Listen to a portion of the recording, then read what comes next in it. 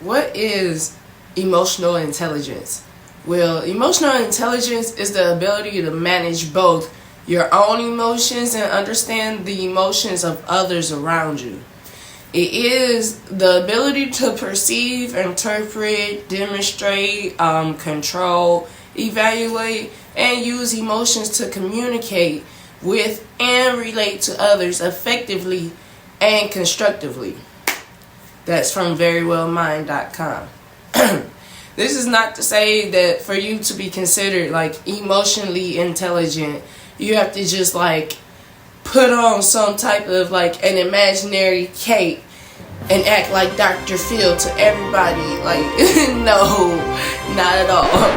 But simply being able to recognize and or acknowledge like how someone may be feeling or whatever, and using the proper like way to communicate with them in that moment. But like, let's go ahead and let's get into discussion about it, okay?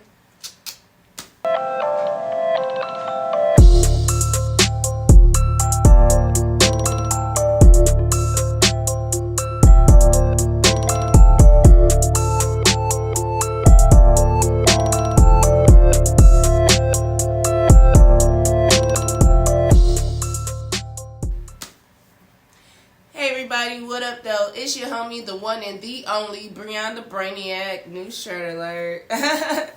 And y'all, my little Cancer zodiac, like overly emotional sign, is like here to clear up some things for y'all with us highly emotional people. Okay, so let's talk about it. Okay, let's talk about emotional intelligence, or EI. Actually, it breaks down into like 5 sections for this, okay? Hang tight. It's self-awareness, empathy, motivation, self-regulation, and social skills, okay? 1, 2, 3, 4, 5. Check that. Clock that. Emotional intelligence is a key component in human interaction, y'all. Think of it like the SIMS game. Like you have your sim, and they have certain motives or needs that need to be filled and refilled during play. Now, honestly, these needs consist of like bladder, energy, hunger, hygiene, social, and fun. Now, focusing on the fun and social motives, these are the ones like where your sim like feels and performs better, especially with interacting with other sims. If your sim social meter gets too low, especially specifically in the Sims 2, if it stays red for too long, your sim will start to hallucinate and will start seeing a giant bunny around them all the time. It's crazy. But Sims desire social interaction either internally or externally, and whichever way they prefer, it just really depends on like their personality type, just like you and me and everybody else on the earth, okay? Now, social skills are what helps us like connect to each other, to be able to learn about one another, and it's also like a main component to helping us understand each other a little better, Now, sticking with this like Sims theme or whatever, Sims have to have emotional control or self-regulation.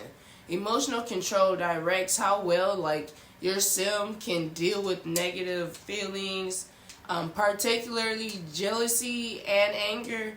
In The Sims 4, if your sim has the like crazy insanity trait, they'll have irregular feelings, like as opposed to ones that are like impacted by their current grid or their surroundings, Like, they can suddenly become, like, enraged or sad or embarrassed or something similar in the event that this isn't dealt with properly.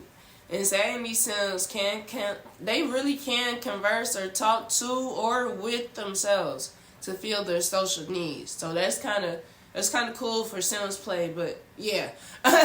But nobody likes that, honestly. Well, honestly, I occasionally do, because I help myself like find some solutions to real life problems I'm having and whatnot. But I guess that's just the life of like an only child or whatever. Like,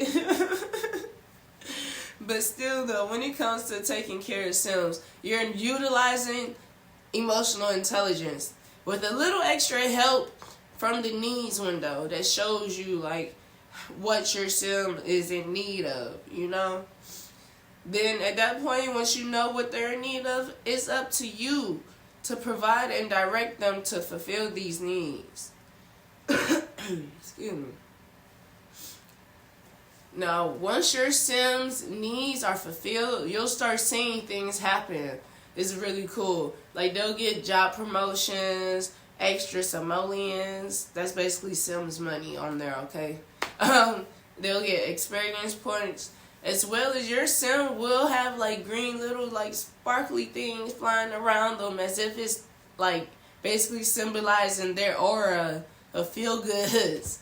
This is also a good time for your Sim to try new things, learn new skills, and advance in life overall, honestly. They'll be way more, like, successful, prosperous with it because of this little aura stuff that's sprinkling around them. So, but it just, I don't know. I didn't make the game. This is just how the game works, okay? But, like, it's just like real life. If you believe in, like, manifestation, then you know you have to be in the right headspace and, like, really, like, get a good grit and handle life with a positive attitude, you know?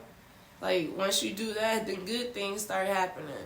But all in all, it's up to you to be able to identify what your Sim is in need of and help them satisfy this need. It's basically just like how we, as people around the world, like, we have, like, our own needs that need to be met. And we do better when we're feeling satisfied. Can you agree? Right. Just think about it. But sometimes we do need others to help us deal with these things. Like, everything works better when you have a community with you. But y'all, that's enough for today, guys. I just wanted to show this, like, correlation, like, between playing the Sims game and living life, like, while we cohabitate and stuff. I just made a Twitch the other day, so you guys might be seeing some new uploads on here. I don't know. We'll talk about it. I don't know. But as always, you guys, you always gotta remember to stay safe, stay clean, and that Brian loves you. Bye. See you next episode.